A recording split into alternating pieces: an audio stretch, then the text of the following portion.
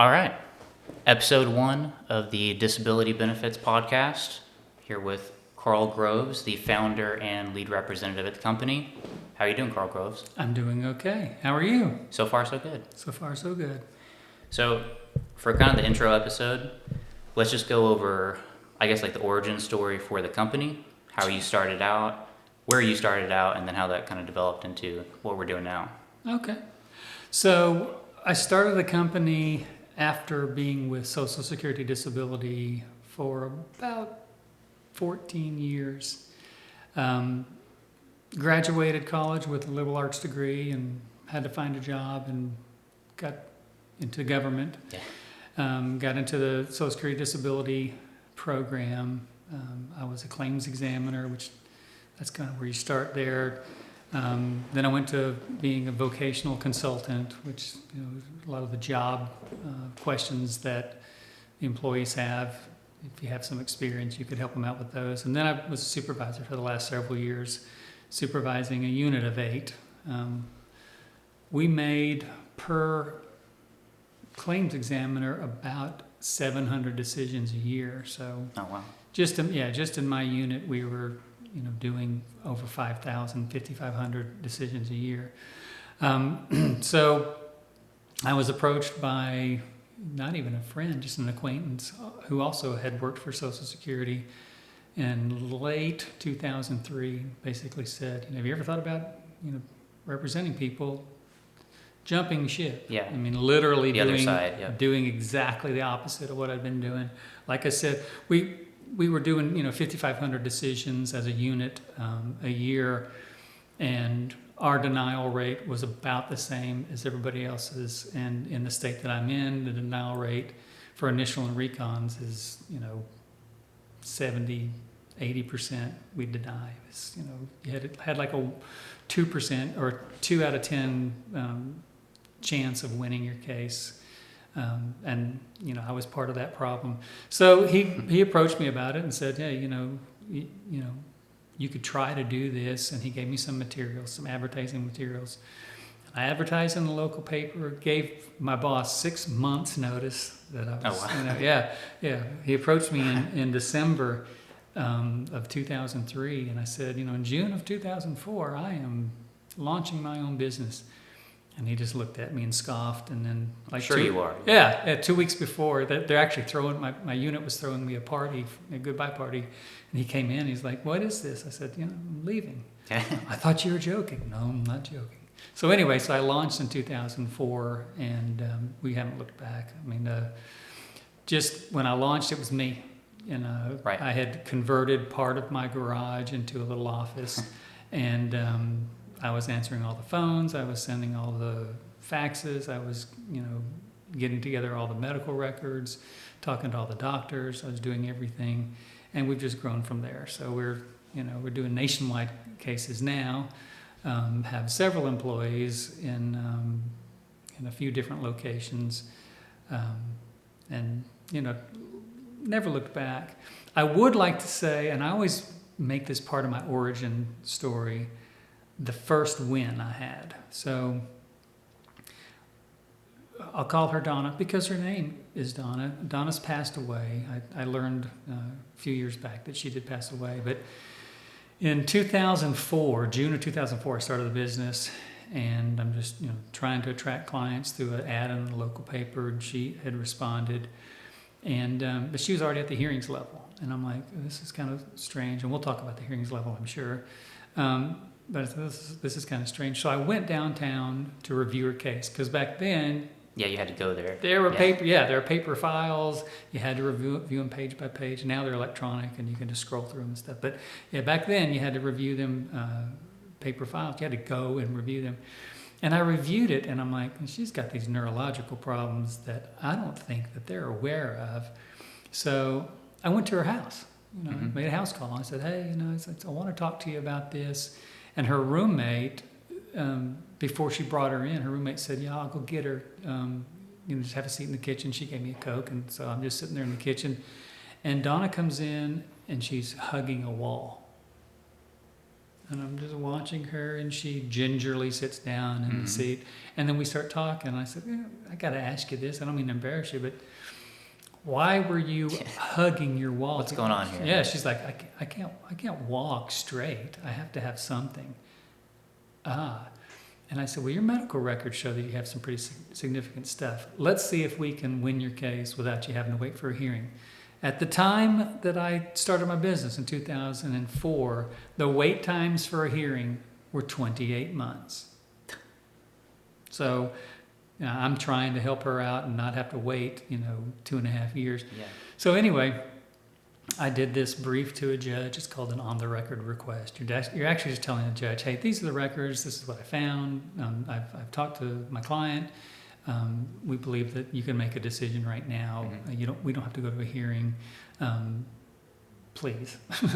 And the judge agreed, and she won her case. And so she called me up, and I could tell she had been crying. And she says, I need you to come home, or come to my house. Come to my home. I got something for you. And I'm like, okay, it's probably my fee. I'm hoping that it's my fee, because we did win. And in those days, you got your fee from your client. So I went to her home and opened the door, and she fell about my neck. She just hugged me. Mhm. And she wanted to give me my fee, and she had just, counted it out to me, and she was so happy to do it. And I went home to my wife and I said, I'm going to like this job. Yeah. And that's Awesome. That's my origin story. That's great. So when you were actually working for Social Security, before your friend approached you, were you already getting to the point where you're like, something's going on here, I don't want to be doing this? Or was it just completely like a surprise that you could maybe shift sides? Yeah, I mean, it's definitely jumping ship. All my friends that I was working with at Social Security, they said, well, you're joining the dark side. Yeah. Okay. We deny almost everybody Mm-hmm. the first and second time around. The second time around, you got almost no chance, the reconsideration level. But we're denying these people left and right, and you're calling me the dark side. But it was a big problem. And I don't make this part of my origin story, but since you asked. So you're in training, and it's like a college course. You're in training, these doctors are coming in, and they're telling you, hey, I'm a neurologist, and we're going to talk about neurological disorders. Mm-hmm. And then the next day, psychologist comes in, I'm going to talk about mental disorders. And the next day, cardiologist comes in, I'm going to talk about heart disorders. And you're sitting there, just like a college course. And this is an entry-level position, that I had. I mean, it's like, I had no experience in this, but they train you rigorously to be a disability claims examiner, so you can make these decisions, consult with doctors, because they had doctors on staff that you consulted with. Right, yeah. Yeah. And so the first case that I finally got ready to decide on, consulted with a doctor, and it was a mental health case.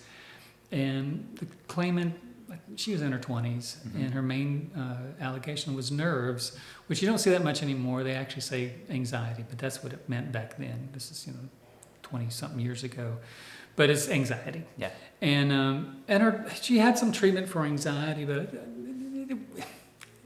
I'm like, okay, and I know he's going to give a denial because that's what I'm expecting, and she's young, and. So the psychologist looked at it, and he said, all right, yeah, I'll try to get it, the next couple of days back to you. And it came back to me in the next couple of days, and, fully favorable allowance, Mm-hmm. And I'm like, wow, the medical records weren't even that strong, okay. In that time, the 2 days I was waiting for her case to come back from the medical unit, I had another case that was ready, ready to decide, and I went and consulted a doctor on this. This guy was 56 years old. Mm-hmm. He had lung cancer and had a lobectomy, so he basically had one lung. And I'm like, okay, well, he's 56, so it's probably going to be pretty easy, case for the doctor to decide. And it was. And the doctor said, well, they cut it out of him, and he can still breathe okay. And he was smoking too, and therefore, I guess they're going to punish him for that. And on the same day, my first two decisions, the 26-year-old who sole allegation was nerves, I had to allow. And the 56-year-old who had a lung cut out of him, Mm-hmm. denial. And I remember when I got home that night, I told my wife, I'm not going to like this job. Something is broken here. Yeah. Yeah. And so we, there was, I'm telling on Social Security, but I don't care. There were times when I'm like, why are we buying consultative exams? And a consultative exam is just, Social Security says they don't have what they need. If it's a back case, well, we need range of motion. Yep. And their doctor, their orthopedist, or whoever hasn't provided us range of motion in degrees. So, you're supposed to have a 50 or 90 degree range of motion. You only have 45. Well, they wouldn't give it in degrees. They'd say, range of motion decreased. Well, that's not good enough. And so we were trained that, okay, well, they're trying to basically flesh out the record so they can make the best decision that they want. No. What we found out, and what was really hard for me, was that they weren't really buying exams to flesh out the record. The record pretty much supported a favorable decision, and they needed ammunition.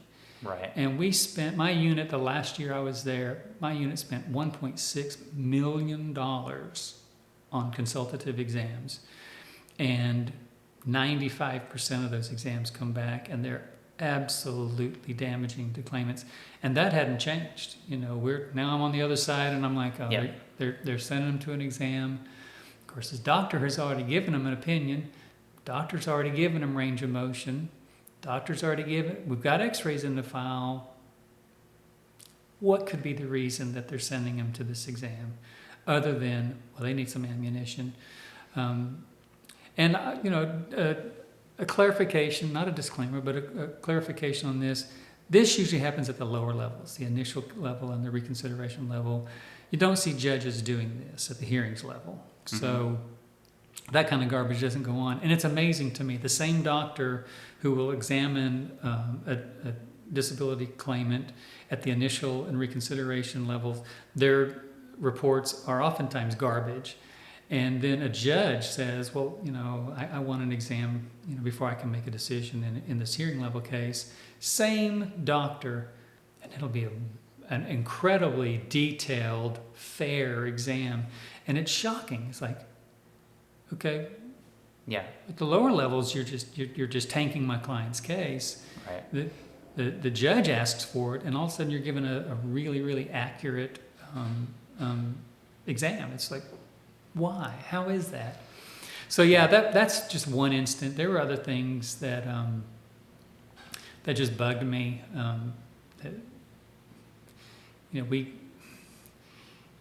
When we denied somebody, you were supposed to give them a PDN, which stands for a personalized decision notice. And to tell you how impersonal the PDN, the personalized decision notice, is, you literally clicked a button for these canned paragraphs. In law speak, it's boilerplate language, but it's like, okay, this person has a back disorder. Click. Although you have a back, and it's already printed for you. Yeah. Although you have a back disorder, you're able to stand, walk, lift, carry, and climb satisfactorily.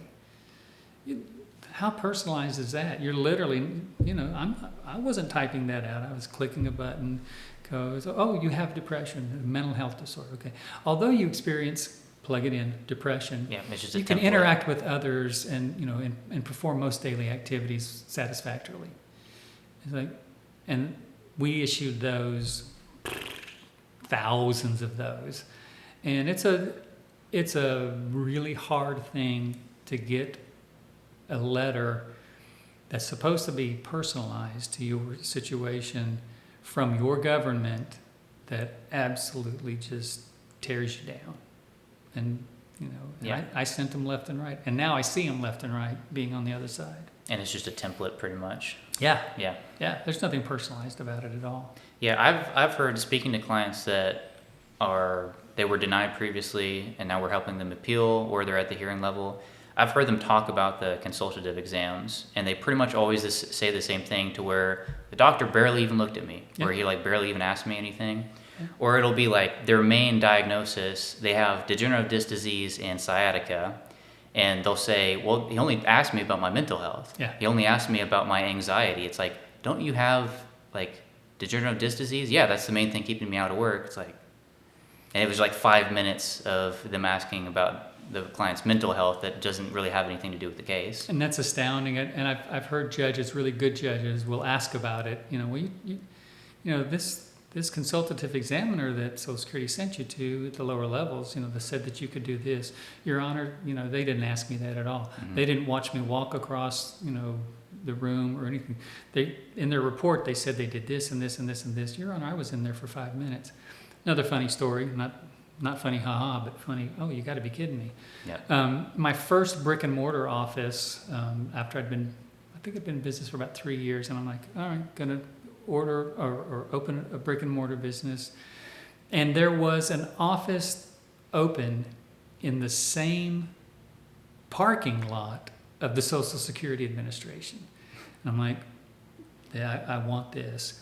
And the price was right, and so I rented it. And it just so happened that I was on the entrance side of the building. It was 5 businesses. So I'm business number 1, and then Mhm. there were some other businesses that had nothing to do with disability. But then the last business was a doctor. And this doctor exclusively did Social Security consultative exams. And so I'm like, well, I'm going to get some business from Social Security, obviously, because I'm in the same parking lot with them. That didn't happen. I got some business, but that's not what happened. What happened was these angry people at the 5th business down the hall walked down the hall and saw me, the first business, you know, with a shingle out that said, hey, you know, we do disability. They came in and they said, you know, did you see me walk across here a few minutes ago? Yeah. Well, I'm done with my exam. And I'm like, it was like 5 minutes ago. I'm done with my exam. You know, what can I do? You know, what can I do? Well, you might need help. And let me tell you what I do. But yeah, we saw that all the time. We actually made a formal complaint against that particular examiner. He is no longer doing Social Security exams, but he did, I know he did thousands, because when I worked there, I saw him all the time and saw his reports all the time. Thousands. And then you come to find out when you're on the other side, what they've been telling me is actually true. You know, you're like, what do you mean you were in there for 5 minutes? No doctor's gonna, come on. And then you find out they're there for 5 minutes. Yeah. And it was really, really bad for that doctor if it was one of my clients already. If somebody Mhm. had come in and signed with me and then had been, okay, well, Social Security's gonna buy you an exam with this guy and you have to go. And I said, oh, you do, you have to go. Come to my office first and I will start the clock. Yeah. And they did. They come to my office, and what time's your exam? It's 2:00. I said, okay, well, you know, at 5 to 2, you head on up there, and then we'll find out when you get back. And they'd come back at 10 after 2. Yeah. It's like, was that it? Yeah.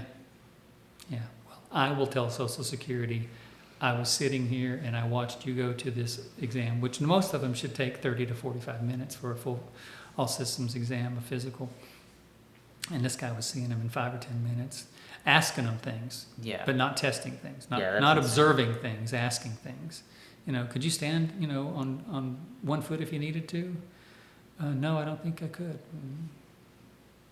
Well, ask them to stand on Yeah. 1 foot. That's what you're supposed to do. Right. But anyway, so yeah, those are some of the really glaring things. But there was just kind of a pervasive, denial-oriented attitude at the disability office. I've heard from other people nationwide that not all of them are like that. I mean, they're even the ones who have kind of a high denial rate, that they don't kind of exude that kind of denial attitude. Where I came from, it was clear, and I'm still in the same state, and I still have quite a few cases, and it hasn't changed one bit. The stats The denial rate when I left 21 years ago is still the same denial rate. Nothing has changed. So it's like, but get you in front of a judge, things even out when you're in front of a judge. Right. Unfortunately, you shouldn't have to do that sometimes, but unfortunately, to get justice, a lot Right. of times you're going to have to. Why don't you kind of go over the different stages, not necessarily in huge detail, Sure. but just you file for disability benefits, and then what happens after that? If they deny you, what happens after that? Sure. So the initial level is called the initial level because it's obvious. It's your first time applying. Everything's online too. So it's not difficult to file an application. You do need to have lots of information ready. You need to have the names of your doctors and your kids. They want to know about your kids, your schooling. They're very big on the work you've done in the last 5 years. You need to have all that information, and then you can just do it online. We do it for our clients if they've signed with us. Right, yeah. But the initial level is going to be handled by the state agency, and that's where I worked. That's the thing I've told all the nasty stories about so far. Right. And this is in all 50 states. It's the Social Security Administration, but they partner with the states to do these. They're either called disability determination sections, which in my state was, or disability determination services, or Right. something similar to that. But they'll do the initial and the reconsideration levels. The initial, they're going to compile all the medical records. They want to get them themselves. You don't have to send in your medical records. You do have to tell them, where to get them. I've seen Dr. Jones, and I've seen Dr. Smith, and I've seen, Hillside Hospital. And you give them all that and the dates of treatment, stuff like that. But they get that, and they compile it, and then they consider it. They consult with doctors. They have staff doctors.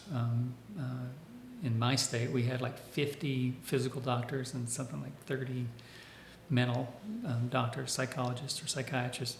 And they basically will give you a rating, and if it's like an exertional rating, how much could you do, how much can you lift, carry, stand, walk. If it's a mental rating, do you have difficulties concentrating, understanding, staying on task, performing at a pace, getting along with other people, handling changes in a routine. They'll give you a rating, all those things. And depending what the rating is, they'll issue a favorable decision or a denial. If you're denied, the next level is the reconsideration, which sounds exactly what it is. They just reconsider it. Same agency, it goes back to the same state agency to do it at the disability determination section or services or whoever. However, it goes back to that agency, but the same examiner who had it at the initial level cannot redo their work. It has to go to somebody different. And the same doctor or doctors who adjudicated it and gave a rating, this can't be the same ones, it has to be different. And they give you a rating, same thing. And then if that's denied, then you appeal it to an administrative law judge. You ask for a hearing. That's the main meat and potatoes of what we do. Is actually we'll argue a hearing in front of a judge. Going back to the initial and the reconsideration cases, a lot of people, when they get the denial, if they don't read through the whole thing, they don't know that they have a right to appeal it. And it's crucial that they do read about their rights, because if they gloss over that, they've likely glossed over the fact that you only have 60 days. Right. So if you don't appeal a decision in 60 days, and you're like, oh, I got that denial, 3 months ago, and they were wrong, and I am disabled, and I think my doctors will actually help me out, and I'm just going to appeal that decision. No, you missed it. Yeah, you missed it. You had 60 days. You got to start all over. That becomes, obviously, with the time that you're waiting for each phase of the process, it becomes critical that you make sure that you appeal cases timely, because let's say that you filed for an initial claim and they denied you and you missed it, and the whole process took like 7 or 8 months. Okay, we're out 7 or 8 months, and that sucks. You got to start all over. Let's say that the same thing happens, but you got all the way to a hearing and the judge denied you, and you don't appeal that in 60 days because you have 60 days to appeal that too. But you don't have 8 months in that case. You probably have at that point 1.5 years to 2.5 years. Yeah. And if you miss the deadline, you got to start all over from scratch. Mm-hmm. And you're just out of luck. Yeah, and then it's not just the time frame too. You could also be losing tens of thousands of dollars in back pay. Absolutely, Yeah. yeah. So, I always encourage anybody, whether they're signed with a rep or with me or whatever, make sure that you read the stuff you get. They're going to they have to give you a notice of how long you have to appeal your case. And it's generally 60 days. And they make it pretty easy now. I mean, it used to be that you had to, back in the day, you had to fill out these forms, and they were like triple carbon forms. And younger folks don't know what that is, but it's a 3-page form that when you write on it, you can pull up, and it's got the same stuff on it, except it looks really bad. And you used to have to use those and mail them in to Social Security. And then they kind of relaxed that and said, you can fax them in. So it's the same kind of garbage, which you had to do that. And now it's everything's online. Just do it online. Yeah. Yeah, and if you need help, if you don't have a representative and you need help, you can actually go into a Social Security office, and they're obligated to help you with this. And they're usually pretty good about that. Social Security offices are actually, for the most part, staffed with really, really helpful people. The problem is that they're so understaffed. Yeah. When I started in 2004, kind of an aside, but I'll tell you this anyway since we're talking about it. As an aside, in 2004, when I started, the staffing levels at the field offices, and these are the Social Security offices, not the place I worked, not the disability determination place, but the field offices, they handle your Social Security cards, they handle name changes, right, yeah. Those are the ones.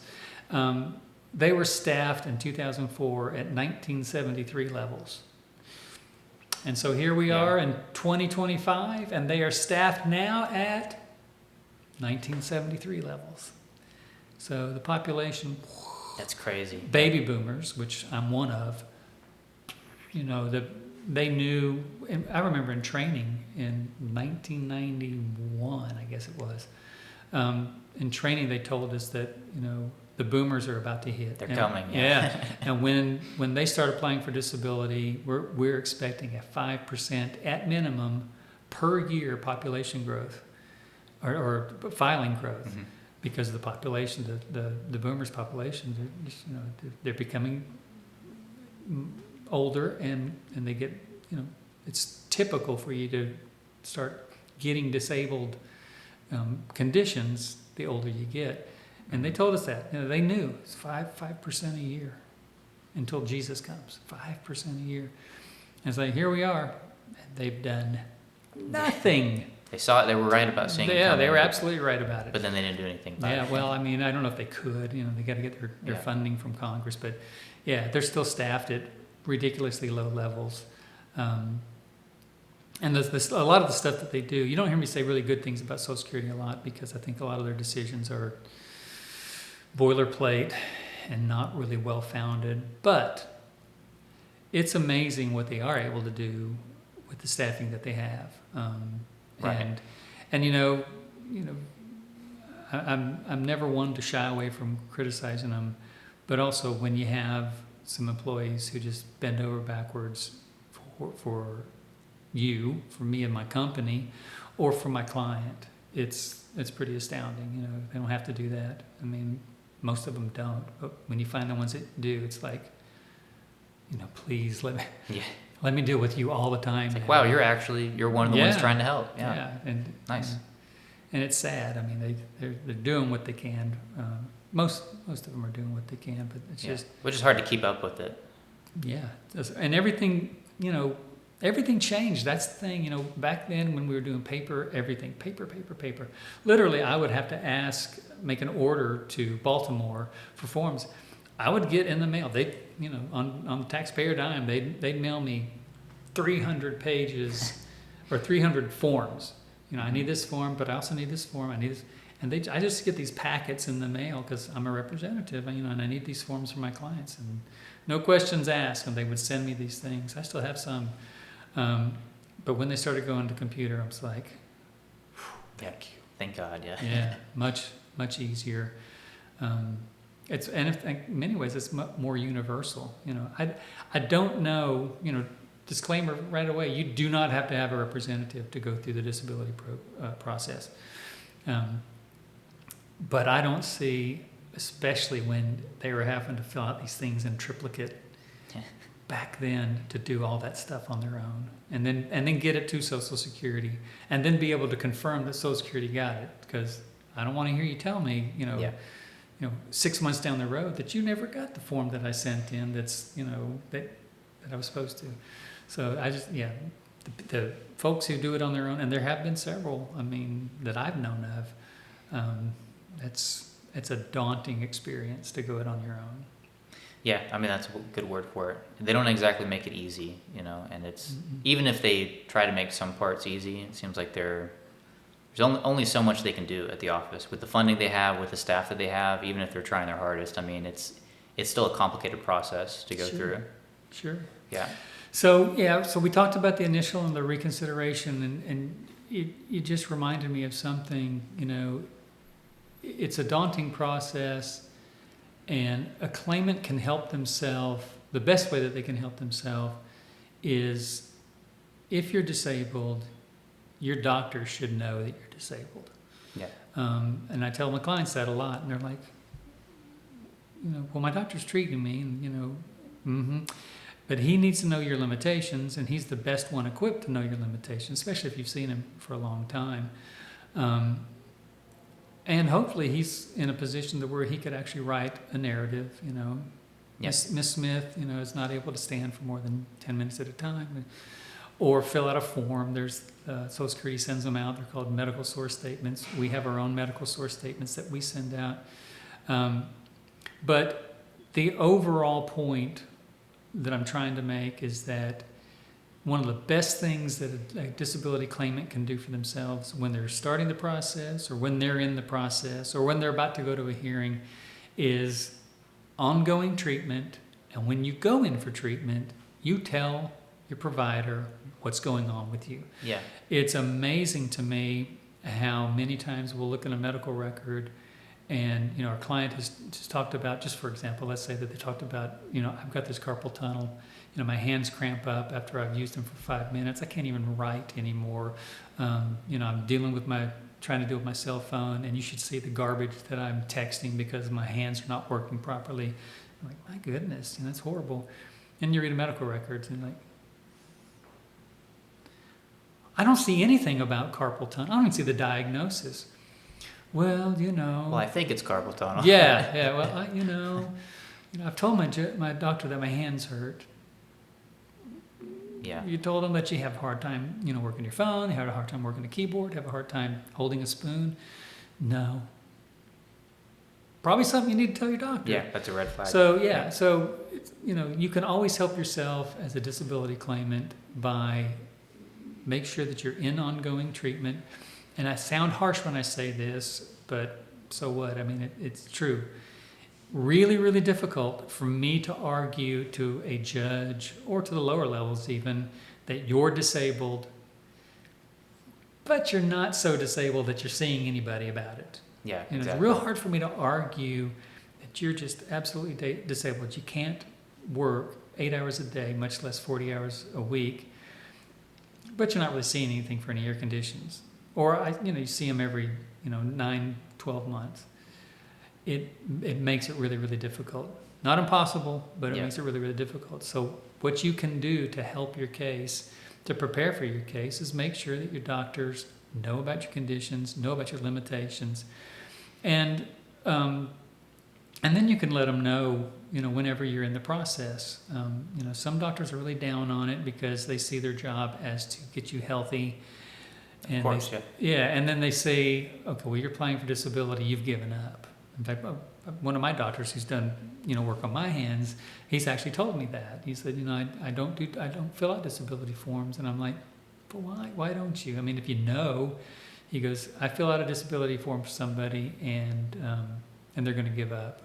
I'm like, well, let me tell you, because I'm on the other side, and I represent, a lot of people, and they're not giving up, but they really do need your help. And it's astounding to me how many doctors won't weigh in because of that. Well, but you still have to tell your doctor, make sure that the medical records reflect what you're telling Social Security. Yeah. And you really shouldn't have any kind of fears talking to your doctors about things.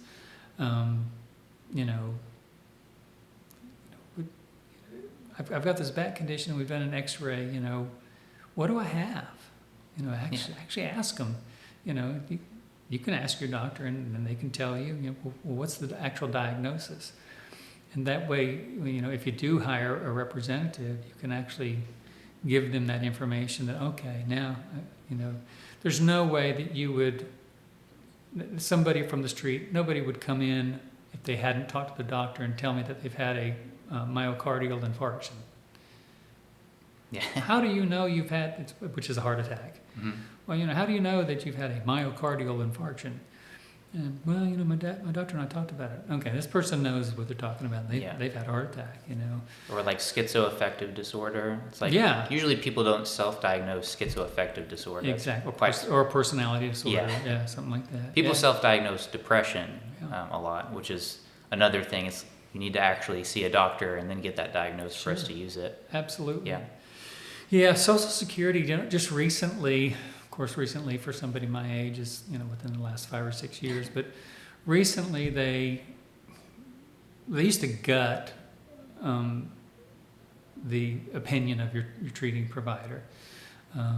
We did it when I worked for disability, even though the law was that they were the best person to give an opinion in your case. And then they just gutted that, and they said, nah, we're just going to consider the case record as a whole.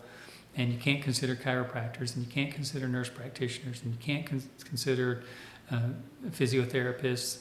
They got to be MD or PhD or EDD level. And that's so tough. And then recently, within the past 5 or 6 years, they said, okay, if you've seen a registered nurse or RN, she's not an MD, and she's not a PhD, and she's not an EDD, but you've seen a registered nurse in this doctor's office for 10 years. And by the way, that is the template for treatment these days. Mm-hmm. Good luck going in to see Dr. Smith and actually seeing Dr. Smith. You'll see Dr. Smith's physician's assistant or his registered nurse. Yeah, exactly. You're not going to see Dr. Smith. But, what happened is they realized, okay, these nurses and these chiropractors, not as much, but these chiropractors, physiotherapists, physician's assistants, PAs, they've seen them for a while, and they actually do have credibility with their opinions. So that's one of the good things, one of the few good things that's actually changed in the last few years, because it used to be that if you're a nurse, you'd seen somebody for 15 or 20 years, mm-hmm. basically grew up with them in your treating office, and you offered an opinion. You're a nurse, you're not a doctor, so we're not going to consider your opinion. And they could get away with it because the law actually supported that, but it doesn't anymore. It's like is the opinion reasonable? Does the medical record support the opinion?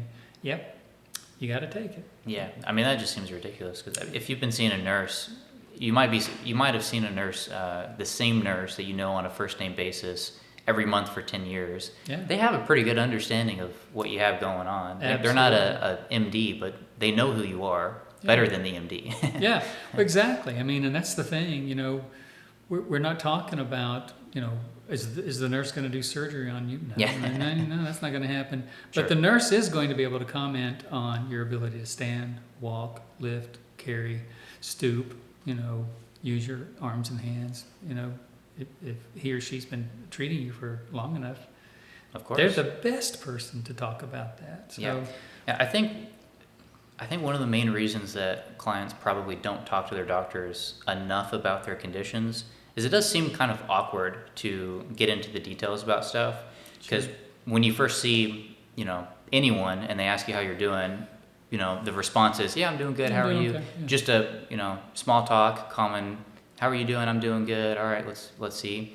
And it's kind of awkward to just start complaining, it seems a little bit embarrassing, but Yeah. if you have trouble sitting down for long periods of time and your feet swell and you have to prop up your feet and then you have to ice them, you need to tell that to your doctor. And if you're Right. having trouble doing things like using a spoon to eat your cereal, a lot of people wouldn't think to tell that to their doctor because, one, it doesn't seem important. It just seems like that's completely unrelated. Right. And then, two, it's just kind of awkward to have to go into that stuff. But those details, that is what we're going to use for the case. Absolutely. And you got to think about that. I mean, they're not going to see you using or not using a spoon.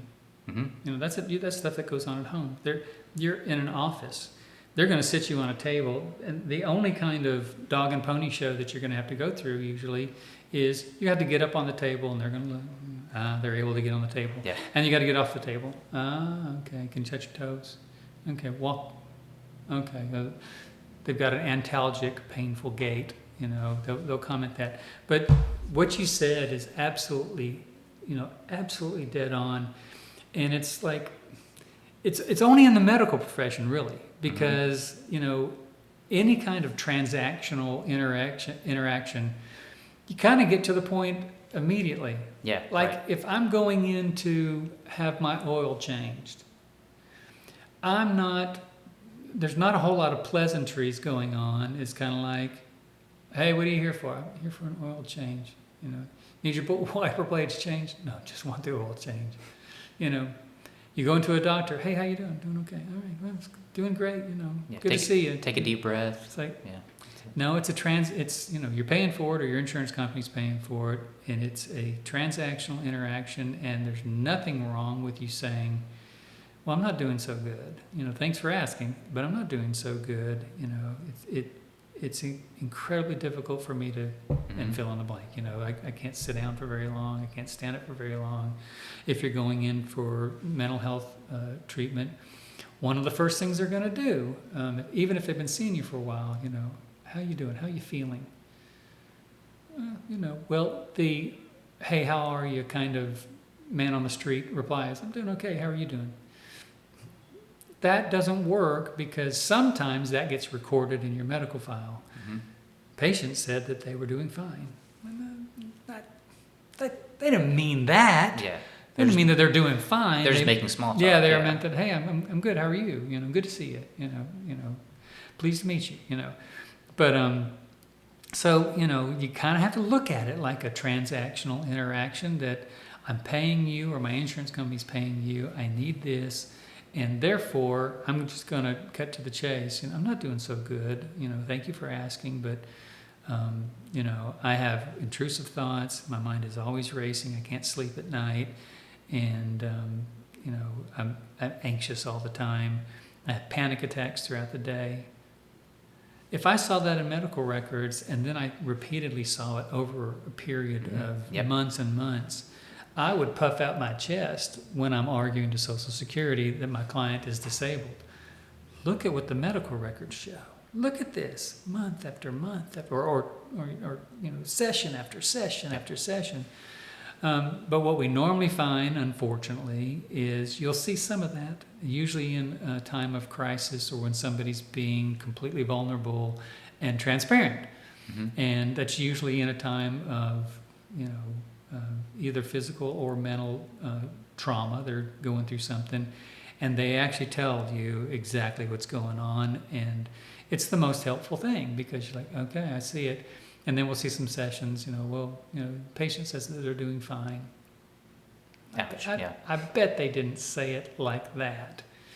But that's what I've got to fight against now. I have to convince Social Security, usually a judge, that okay, doing fine up here in the top of this narrative of the session, read below, and they said doing fine, and then you find out that they lost interest in all sorts of activities. They have a brain fog. They can't concentrate for more than 10 minutes at a time. They try to watch a movie and they get so upset that they throw things because they can't follow the plot because their mind's all over the place. Okay. But at the top of it, they said they're doing fine. Mm-hmm. Well, no, they probably just answered, hey, how you doing? I'm doing good. How are you doing? Doing fine. Yeah. But so you just gotta, it's the best thing that you can do to help your own case is just be absolutely brutally frank with your providers about what's going on with you health-wise. It'll get recorded in the medical records, and medical records they're not the only thing that wins your case, but they're in the top 3. Yeah. You can't win a case without medical records, so there's that. Yep. And you certainly can't win a case with medical records who don't show what you've told Social Security you have. They gotta match. Don't have to match exactly, but they gotta match. So you can help yourself by making sure that when you see a provider, tell them what's going on. Don't be afraid to tell them what's going on. That's what they're there for anyway. Yeah. Yeah, that's good.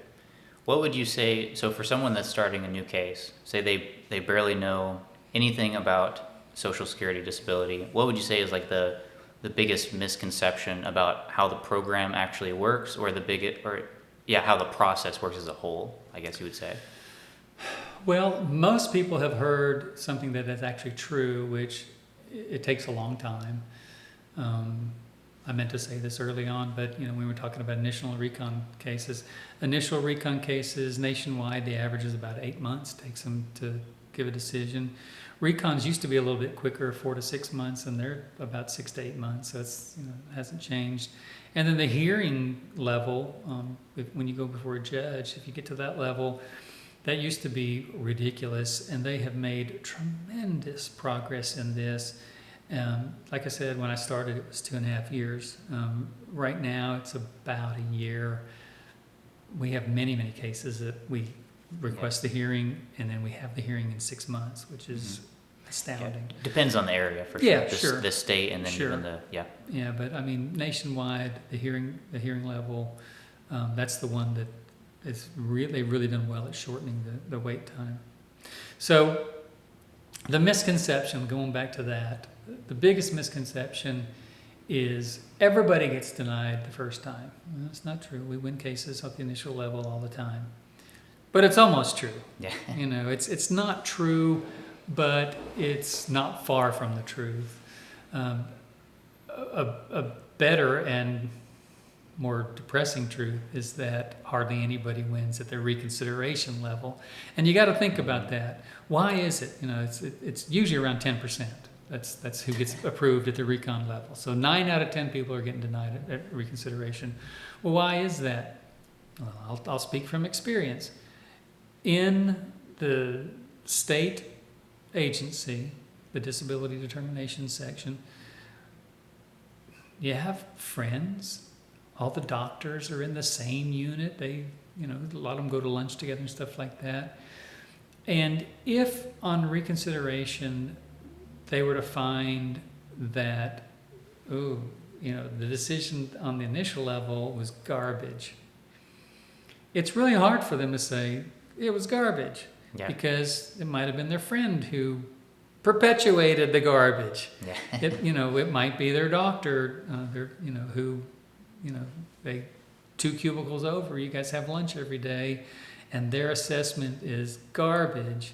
It's really, really hard for them to self-criticize. And I think that's the number one reason why, like I said, 9 out of 10 reconsideration cases are denied. Actually, can't even say they're denied. They're rubber stamped. Yep, we were right the first time. Yeah. That's insane. Yeah, so everything equals out at the hearing level. The state to state really doesn't matter. I mean, there's some tiny differences, and there can be really wide differences judge to judge. But state to state, whereas there are wide differences at the initial and reconsideration level, how many people percentage-wise get allowed and how many get denied, at the hearing level in front of judges, it kind of evens out. Mm-hmm. And I think right now it's running around 45% allowance. That sounds terrible until you realize that there's like 20% that are dismissed. So it's not 45% allowed and 55% denied. It's like 45% allowed, 20% dismissed because the claimant didn't show up. Usually that's what happens. They just don't show up, so they dismiss the case, and then the rest are the ones that actually get denied. So you're going to win. There's win more than lose at the judge, and statistically it's your best chance of winning a case too. All right, so going back to some myths, nobody wins on the first level. That's not true. You can win at the first level. One thing that we struggle with is, my aunt got approved immediately. Yeah. It's like, how do you politely say, no, she didn't? No, that's right. It's like, we do about 40 to 50 cases a year that are terminal cancer cases. And I know how many we do a year not because we're the sweetheart guys and that we want to be magnanimous and stuff like that, and that we don't charge or we don't make money. It's just the nature of the beast, to where you'll probably win a terminal case pretty quickly. And if you win it quickly, since our fee comes out of back pay, there's probably not going to be a lot of back pay, if any. But we still do them. We still take them and we still process them and stuff like that, because it's the right thing to do. Even those still take like 3 months. A quick decision in Social Security is 3 months. So, Aunt Edna, getting approved, in 4 days after she applied, probably not. Yeah. And Edna might have told you that, but, if you were to actually sit down with her after a few beers, she'd probably come clean and say, well, it might have been 7 months. Or maybe it wasn't even Social Security disability. Could be. It might have been just a different program and they got confused. Yeah. Certainly could be. Because, there's a lot of different programs out there, and even within disability, there are other state disability programs, short-term disability programs, supplemental other government agencies. So, Social Security disability it takes a long time. There are, even like to your point, even with terminal cancer cases or a terminal disease, it still takes longer than it probably should. Yeah, because you got to think about that. If the process is you apply, you tell them about providers, they order the medical records from your providers, they get it back, a physician or psychiatrist, psychologist assess the file. Think about that. If that is the process, and by the way, that is every single case, that is the process. Even the quick cases still take some time. In a cancer case, terminal cancer case, what you do, they apply and they tell you, this is my oncologist. Oncologist gets requested to send a medical record, sends in the records. The main thing they're looking for is the pathology report, and then they make the decision. There's still a lot of stuff that had to go down, to do even that. So, 3 months, if I get a decision in 3 months, I'm like, that's lickety split in Social Security. And you're right, it shouldn't be that way, but then again, it is what it is. Yeah. Welcome to reality. Yeah. And, if you're actually disabled, then there's not a whole lot you can do about it. You can complain about the wait times and everything, but that's what I tell people is like, we're going to go as fast as we possibly can as your representative, but we're kind of just at the mercy of Social Security for the wait time. Yeah. That's the main thing, that there's not a whole lot we can do. We can help it a little bit, but we're kind of just at the mercy of Social Security. Yeah, I've got an anecdotal story about that. I don't want to mention the state, South Carolina. But we were so frustrated that we were not getting any kind of response on cases from this one state. And we didn't have a whole lot of cases in that state, but I think we probably had a dozen or so, and they were all the same. It's like, you guys haven't even contacted my client. We've sent everything in, and we'd get nothing. Call them, leave a message, nothing. Fax them, nothing. So I'm like, and I'm not one of those guys that, I want to speak to your manager. I'm not that guy. But in this case, I was that guy. And I'm like, okay, this state, it's just, something's going down here. And I'm going to find out what it is. My clients were getting mad at me, basically. I thought you guys were, were going to fight for me and stuff like that. I'm like, you don't know how long we've been on the phone trying to get through to somebody to even get your case launched. Yeah. So we finally I got a regional director, and she handled a lot of Southeast America cases, not just this state. But I told her what was going on, and I said, come on. These cases are just sitting there for 12, 14 months. Nothing's even been done. They haven't started processing them. And she said, normally, I would give you some great news and tell you, thank you for bringing it to my attention. We will absolutely correct this situation, and you will hear something, in the next week on all 12 of these cases. I'm like, oh, okay. She goes, but I'm not going to tell you that. She said, because we can't hire people to replace the people who have left. And she said, that particular agency, and I think I gave it away when I whispered it, but that particular state, they're absolutely hamstrung. They don't have anybody working. Mm-hmm. And if you don't have anybody working, so I told her, I said, okay, well, there's 50 states. So there's probably 49 others that are going to be better. I know the state that I live in. I know they've got some challenges, but, send it to them. We can't do that. That's crazy. So it's been addressed, but I will say this. This happened in, I won't give you the year. I think it was after COVID, so I think it's like a couple years ago. Recent, yeah. A couple years ago. All 12 of those cases are still open.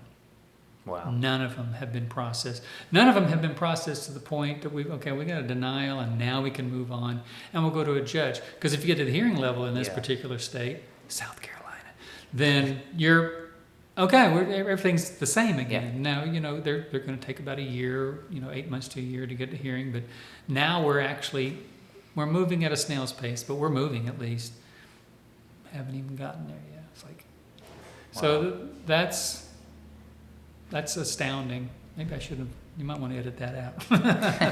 That's true. I mean, it's like it's rough. She basically, had a regional director tell me, we will not be correcting this problem. We've been trying to, and we can't. Okay. Wow. Okay. Yeah. All right. Well, I think that's a wrap. Is that a wrap? Yeah. I appreciate the conversation and look forward to many more of them. Yeah. Well, good. Thank you.